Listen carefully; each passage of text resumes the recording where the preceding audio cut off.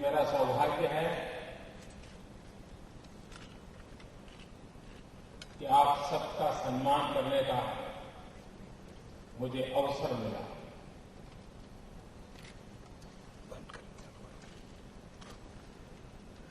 हर एक व्यक्ति का परिश्रम, हर कंपनी के ethos, values, team spirit, management, technological upgradation, ये सारी चीजें जब एक कंपनी अचीव करती है तब वो ग्रो करती है, तब वो कॉन्ट्रीब्यूट करती है। और उस अर्थ में आप लोगों ने अपने क्षेत्र को, अपने व्यवसाय को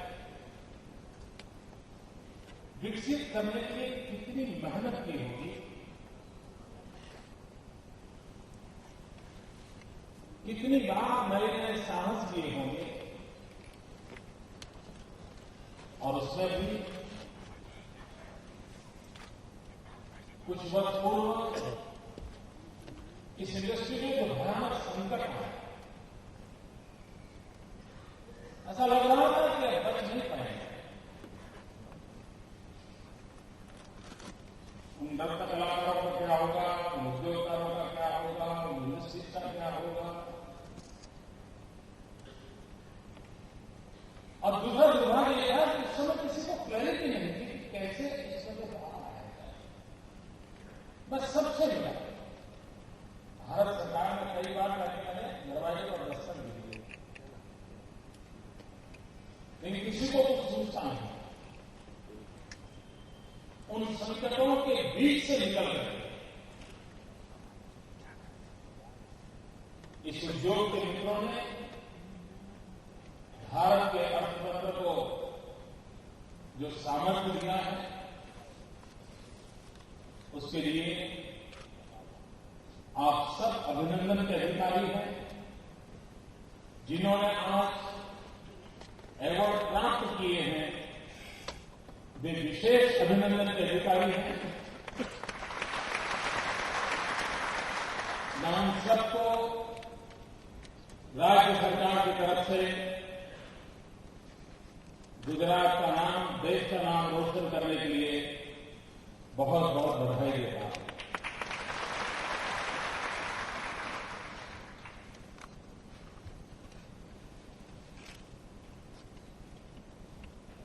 मुझे मालूम नहीं है क्योंकि मैं तो व्यापारी हूं नहीं,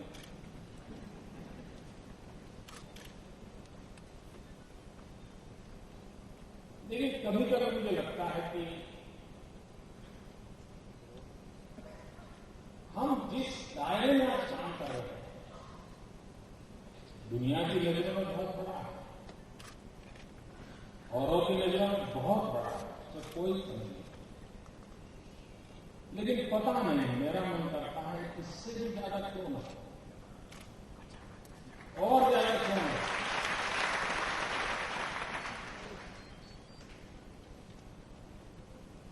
क्या यहां बैठे हुए लोग डायमंड की खदानों के मालिक नहीं बन सकते?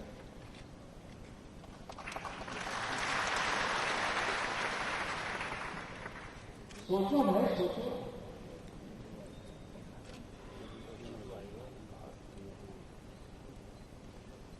हर बार रो रहे हैं के लिए भारत सरकार के लिए पॉलिसी बदल जाए, फिर संकट। जिस देश से माल आ रहे हैं उनकी पॉलिसी बदल जाए तो और संकट। अब जैसे कोयले के क्षेत्र में एक समय था कि हम भारत में जो कोयला था उसी से अपना गुजारा करता था। अब पावर सेक्टर जिस प्रकार से आगे बढ़ रहा था तो पहले की कमी महसूस हुई, पहला बाढ़ से आना शुरू हुआ।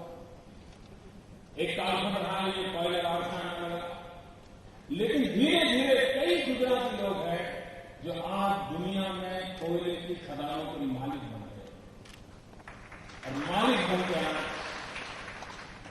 और ये डायमंड भी तो उसका जुड़वा भाई है।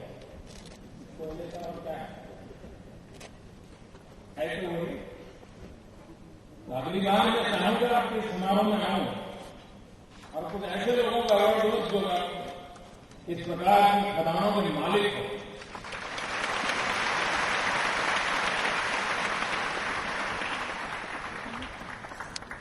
मतलब सच में एक बहुत बहुत बड़ा जम की जरूरत है।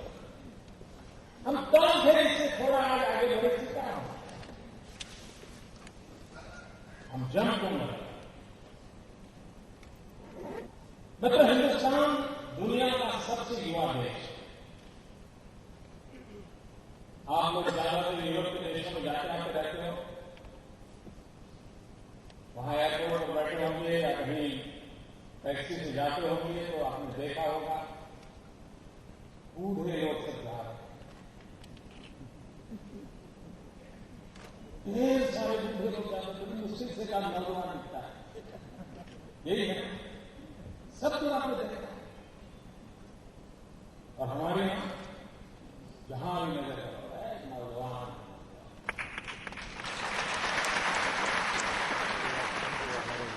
अब ये सृष्टि का चक्र है।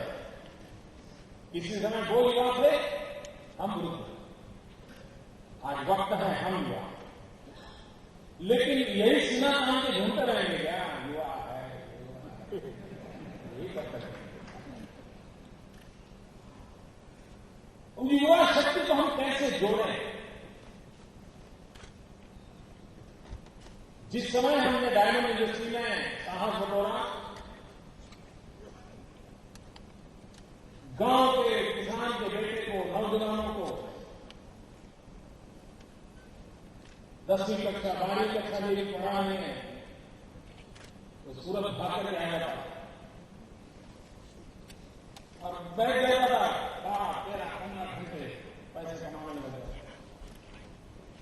धीरे धीरे युवा नहीं था, उसको अपने जोड़ा, जिसने इस पूरे सूरत के रंग रूप को बदल दिया। और हिंदुस्तान में डायमंड की दुनिया में आपके इस एक छोटे से कदम में कितना बड़ा परिवर्तन आया, कितने लाखों लोगों का हमने जोड़ दिया।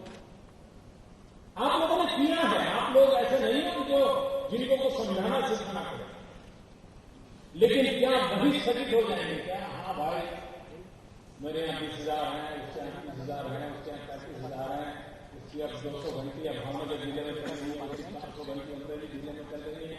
यही करेंगे, ये करना है। लेकिन मैं तो हमें एक से आगे जाना है, तो पूरी ताकत के साथ मिलजुल करके जन जन ज्वलन के क्षेत्र में खड़ा होने का